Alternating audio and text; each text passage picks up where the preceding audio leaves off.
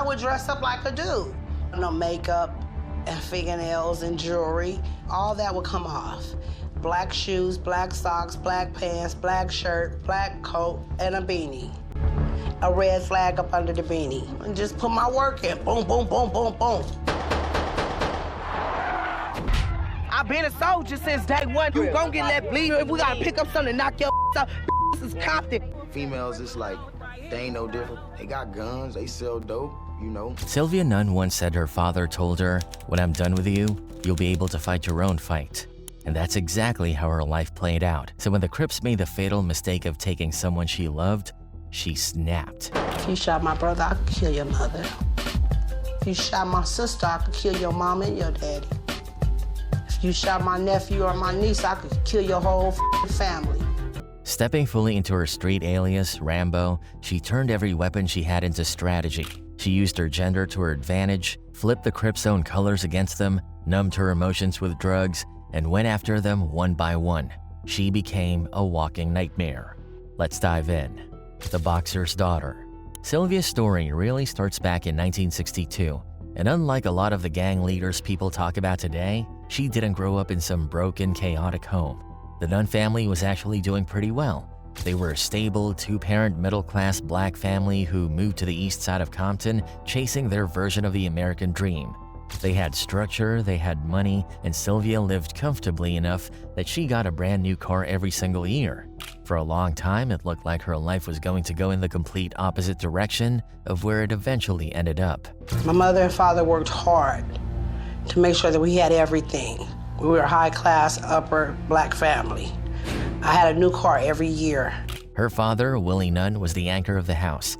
He wasn't just some tough neighborhood figure, he was a real professional boxer, someone who understood discipline and violence on a technical level. To him, toughness was something you learned, something you controlled, and he passed that mindset directly to his kids. Willie taught Sylvia how to hold her own in a world that wasn't always forgiving. He showed her how to fight, how to shoot, and how to carry herself like someone who couldn't be pushed around. He always told her, "When I'm done with you, you'll be able to fight your own fight." He wasn't raising a delicate daughter, he was preparing her for reality, even if he couldn't always be there to shield her from it. My dad told me, "I'm gonna teach you everything that a woman needs to know. You ain't gonna need a man but for one thing, and that's the bedroom." Inside the home, life was stable. Outside their front door, Compton was a different story. But despite the environment, her parents stayed focused on giving their kids everything they needed. And truthfully, Sylvia never went without. The yearly new car was just a small example of how financially solid the family was. She had comfort, security, and structure, three things a lot of kids in her neighborhood didn't have. But that stability didn't last forever. In 1973, everything cracked. Willie got arrested on a drug possession charge and ended up in prison. And just like that, the foundation of the entire family disappeared. The person who held everything together was gone, and at the same time, Compton itself was changing fast. Gangs were popping up left and right, taking over neighborhoods block by block. The streets were becoming organized, territorial, and deeply embedded in the way people lived. Sylvia's older brother, Marcus China Dog Nunn, got pulled into that world early, and he wasn't just another kid running around with a crew. He became one of the founding members of the Lueders Pirus. For him, the streets were part of the family's new reality, and because he was heavily involved, Sylvia naturally got exposed to everything. Through Marcus, the gangs, the codes, the rivalries, and the lifestyle became normal parts of her world. She grew up between two major influences. Her father trained her for survival, teaching her how to fight with precision. Her brother showed her what the fight actually looked like in real time, the gang version. In her world, picking up a gun was simply part of life. Being around gangs wasn't a rebellious act either. It wasn't something she chose because it looked cool. It was literally survival. It was the environment she lived in every single day. Her mother didn't raise her to be a lady in the traditional sense. There were no dolls in her childhood, no cute dresses or makeup lessons. Instead, she learned how to throw hands before she learned how to style her hair. Everything she picked up about life came from the men around her. The Birth of Rambo. The real turning point came when Sylvia was just 16. One day, she heard gunshots ring out near her house. Instinct kicked in, and instead of hiding or running away, she ran toward the sound. When she got to the park, she saw her brother Marcus on the ground, bleeding badly. A car full of Compton Crips had ambushed him, and the Pirus were outnumbered from the jump. Seeing her big brother, the same person who had always been her guide in the streets, laid out like that, made something snap inside her. Rage flooded in, and right there in that moment, she made a silent promise to herself. Whatever war Marcus was fighting, she was stepping into it too. His enemies were now her enemies. His battles were now her battles. I'm laying up in my bed, and I hear all these gunshots. And I took off running, and he was just laying there bleeding. I was saying, Marcus, Marcus. And I got mad. I was hurt. I was bitter. And I was ready to shoot you. I was ready to kill you. Marcus survived the ambush, but Sylvia didn't come out of that moment as the same girl she was before. Whatever softness or hesitation she had left got burned away that day in the park. What remained was someone ready to walk into the line of fire without flinching. She wasn't just a little sister hanging around anymore. She became an official member of the Lueders Park Pirus. Lueders Park Piru. And if you're talking about Compton's most notorious Piru sets, Lueders Park Piru is always in the conversation. They're one of the names that automatically comes up when you talk about that part of the city. But long before they carried the Piru flag, they actually started out in the 1970s as the Lueders Park Hustlers. They weren't a gang in the beginning, more like a neighborhood crew with their own identity. Over time though, as Compton's gang culture evolved and loyalty lines tightened, the Hustlers transitioned into becoming a full-blown Piru set. Once that shift happened, their place on the east side of Compton was locked in.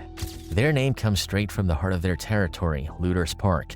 That spot wasn't just a park to them, it was their headquarters, their meeting point, their training ground, and sometimes even their living room. Members spent hours there chilling, playing ball, getting high, plotting moves, and building the kind of bonds that street life runs on. Everything started there: alliances, rivalries, plans, and the history that would eventually follow them into the 80s, 90s, and beyond. From that small corner of Compton, their reputation grew far outside the neighborhood. Today, their turf is clearly defined. It stretches from Bullis Road to Atlantic Avenue, between Compton Boulevard and Rosecrans Avenue.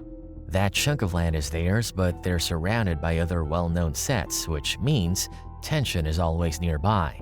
To the north, they've got Mob Piru. To the south is Hollywood Piru.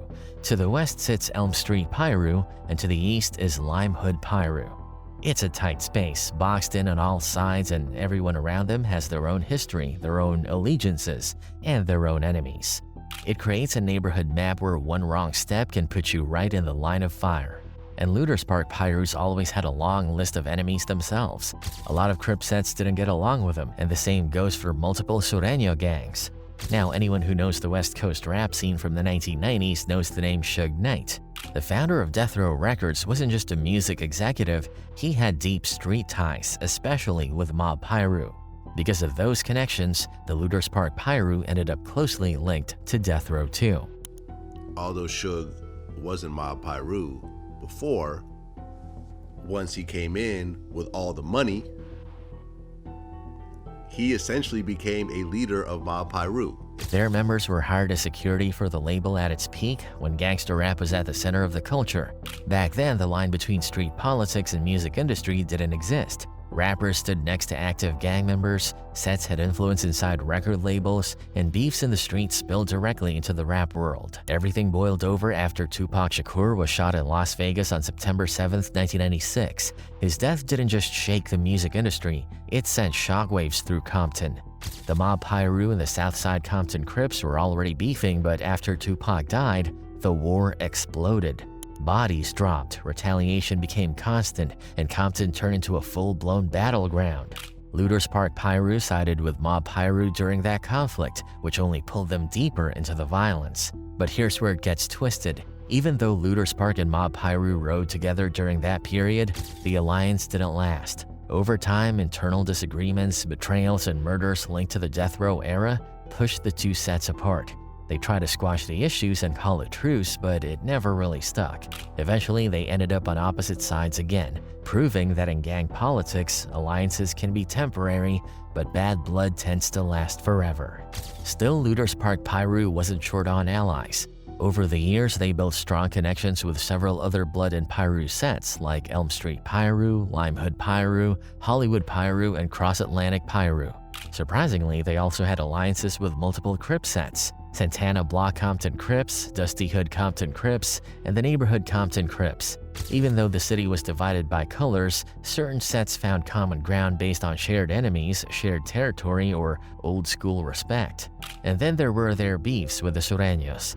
Their tension with Latino gangs like Compton Barrio 70s, Compton Barrio Chicano Gang, and Compton Barrio Largo 36 has been going on for years. Now, Sylvia was the youngest in her crew, and the crazy part is, she was the only girl who was truly down to carry a gun. Most girls her age were doing normal teenage things, but Sylvia was stepping into missions like she had something to prove, and her first mission came quicker than she expected. Marcus's homies were planning to rob a gas station and decided she was the perfect one to help pull it off. They didn't give her a gentle introduction into crime either. They smashed the station window with the butt of a gun, shoved her through the broken glass like she was small enough to slip right in, and told her to handle the job. And they carry me on their shoulders, and then when they get up there, they walk up, she's in a booth. And they like, we finna rob this, you better not push no buttons. And then they took like the handle of their gun, bust the window out enough, and put me through it. When it was over, instead of treating her like she just proved herself, the guys tried to clown her. They handed her a popsicle, teasing her like she was just a little sister who came along for the ride. But Sylvia wasn't having that. She told them straight up she wasn't there to play games. She was one of them now, and she wanted her cut. And that was it. From that moment, she was stamped in. And they was like, damn, this is a crazy little girl. Like, yeah, right? We'll buy you a popsicle or some candy. I say, no, the you want, you gonna give me some money. And they gave me some change. The Nunn family house slowly turned into the hangout spot, the unofficial headquarters for the Lueders Park Piru. But being the center of gang activity made the house a constant target. Crips would roll by and light it up, spraying the place with bullets anytime they felt like sending a message. The same way they tried to take Marcus out, they kept trying to shake the whole family. And as dangerous as the Crips were, the cops weren't much better. They were always at the door questioning someone, harassing Sylvia's mother, acting like the Nuns were the root of every problem in the neighborhood. One day, Sylvia finally snapped. She had enough of watching her mother get treated like a criminal in her own home. She stepped right up to the officers, furious, demanding they leave her mom alone. Instead of backing off or taking her seriously, one of the cops smirked and hit her with a sarcastic, "Who do you think you are, Rambo?" They meant it as a joke, but the name stuck. Before long, everyone in the streets was calling her that, and she lived up to the title more than anyone expected. When I took off on the police, bam, you don't talk to my mother like that. And one of the police said, who the think you is, Rambo or somebody? And I turned around, kicked him, hitting that one. I'm just doing what my dad taught me to do. By the time the 1980s rolled around, Compton was drowning in the crack epidemic. The city was already rough, but crack pushed everything into a whole different dimension of chaos. People were either selling or smoking. Some did both. Families fell apart, violence skyrocketed, and survival became a daily grind. Sylvia wasn't immune to it. She ended up using too, and she admitted openly that the crack changed something in her. When she was high, it was easier for her to go on missions, easier to pull the trigger, easier to live with whatever came after. The drug numbed everything. It turned her into someone who could do the unthinkable without blinking. When I was high on crack, it was easier for me to shoot you and don't care and probably be laughing. But no matter how deep someone gets in that life, sooner or later, the streets cash in their debts. In April 1991, police finally picked Sylvia up on a warrant. They sat her down and gave her two options: go to jail or give them information about Lueders Park's drug operations. And Sylvia, caught between addiction and survival instincts, chose to cooperate. It wasn't a choice she was proud of, and it wasn't a choice she would ever forget. But the streets don't forgive easily, especially when it comes to accusations of snitching, and the consequences hit her in the cruelest way possible. Just a few months later, on July 23, 1991, she got a phone call that shattered her entire world. Her oldest brother, Junior Nunn, the one who stayed clean, stayed away from gangs, always kept his hands out of the mess, was shot in the back of the head while walking his girlfriend home. Junior was the quiet one, the responsible one. He wasn't in the life, which meant this wasn't about him. This was a message, Someone wanted the Nunn family to feel it.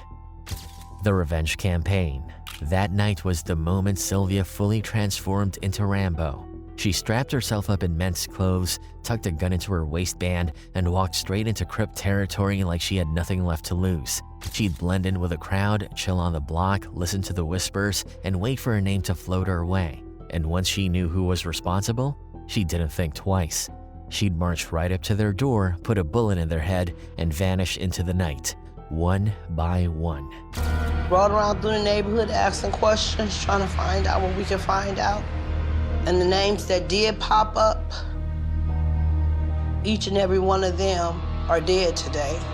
But in Sylvia's mind, this wasn't just about avenging Junior anymore. She wanted every mother on the other side to feel the same heartbreak her mother did. In her rage, she convinced herself this was justice, and her disguises made her nearly impossible to catch. In all black with a red rag tucked into her beanie, she moved like a ghost. After each hit, she'd get in her car, take off the rag, let her hair fall down, and instantly go from unknown shooter to just another woman driving home. Ask me, am I sad about it? No, not one single bit. Death knocked on all their doors, and their mother got to experience what my mother got to experience. She didn't stop there. Sometimes she wore a gas station jumpsuit and wrapped a blue bandana around her neck, full Crip colors. Her crew would roll into enemy turf in an Impala, put the car in neutral, and let it cruise slow. When Crips approached, thinking she was one of them, she'd yank the blue rag off and open fire. It was vicious, reckless, and bold. But that was Sylvia during those years, fearless to the point of danger. The exit and the legacy. Still, nobody outruns that life forever. By 1993, Sylvia completely disappeared from Compton. She disappeared from the streets, from the gang, from the constant cycle of revenge. It was like she vanished without a trace, but she resurfaced in Las Vegas trying to rewrite her story. And then came one of the wildest plot twists anyone could have imagined. In 1995, she married John Hardman, a former sheriff from Kansas City, Missouri. Sylvia Hardman stepped away from the violence and threw herself into religion. She became an active member of the Second Missionary Baptist Church. In her own words, "I put down Piru and picked up Jesus." It was the clean break she had been running toward her whole life. Years later, in 2008, Sylvia told her story publicly on the History Channel series Gangland. She spoke openly about what women in gangs went through. In her eyes, female gang members were some of the most dangerous people on the street, not because they were the strongest, but because they were underestimated. Cops were less likely to search them, so they could carry drugs, weapons, or intel for the men without raising suspicion. They weren't just girlfriends or background characters, they were active soldiers. They learned how to fight, learned to stab, learned to shoot, learned to steal. Many fell into addiction. Many were exploited by their own men, but some used those same relationships to get intel on rival sets. Many girls get involved because of a relationship. You know, they're the girlfriend of a boy who's in the gang, or the family member is in the gang. My girl in the front seat looking fine as wine, thin as wind. Relationships are so important to girls and women. And Sylvia said plainly she was feared. She had no hesitation, no fear, no break in her pulse when it came time to act. That made her one of the most dangerous women in Lueders Park Piru's history. On April 20th, 2010, Sylvia passed away in Las Vegas. Her life ended far from the streets she once ruled, far from the violence and the chaos. But her story didn't fade into silence. Back in Compton, her sister Cynthia carried her legacy forward by founding a nonprofit in Sylvia's honor, an organization dedicated to helping people escape the same life Sylvia once lived.